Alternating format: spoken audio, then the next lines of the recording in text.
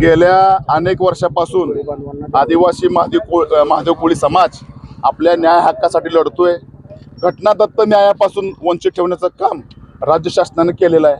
कित्येक आंदोलन झाली, अनेक मोर्चे झाले, पण कुठलाही राजनेता राजकीय नेता आमच्या लक्ष देत नाही। सत्ताधारी असो विरोधक असो सगळ्यांनी आमच्याकडे कायम पाठ फिरवलेली आहे। त्यामुळं आम्ही आज इथं रस्ता रोको केलेला आहे।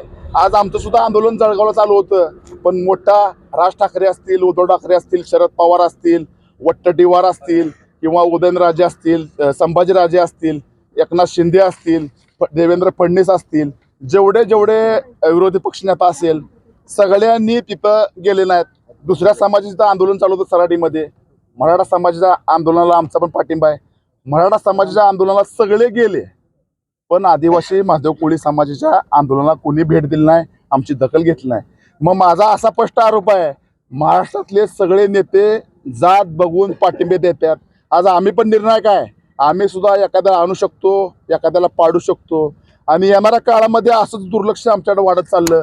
आता येणारी जी कार्तिक वारी आहे, कार्तिक वारीला महाराष्ट्राचे उपमुख्यमंत्री विठ्ठलाची पूजा करत असतात। ती पूजा आदिवासी महादेव कोळी समाज होऊ देणार नाही। त्यांनी आमच्यावर गोळीबार करू द्या, लाठी हल्ला करू द्या, आमच्यावर काय कारवाई करा ती करू द्या, आम्ही विठ्ठलाची महापूजा होऊ देणार नाही। तसंच अजून एवढं करून तरी दुर्लक्ष केलं, मताच्या माध्यमातून आम्ही काढणारच आहे। आज इथं 13 मैलावर सर्व आदिवासी महादेव कोळी बांधवाच्या वतीनं रस्ता रोको केला।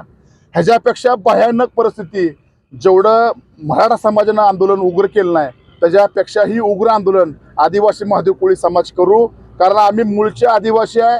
आज आम्ही महर्षी वाल्मिकीला मानतो, राघोजी बांगरेला मानतो। आज महर्षी वाल्मिकी यांची 8 दिवसाखाली जयंती झाली। आम्ही ह्या वर्षभरामध्ये शासन तर आम्हाला न्याय देत नसेल तर आम्ही इथनं पुढे महर्षी वाल्मिकी जयंती साजरी करणार नाही, तर आम्ही पुन्हा एकदा वाल्या कोळी जयंती साजरी करून ती हातात कुऱ्हाड घेऊन ज्यांनी आम्हाला त्रास दिला आहे त्या कुऱ्हाडीचा वापर करून त्यांना वठणीवर आणण्याचं काम आम्ही करू।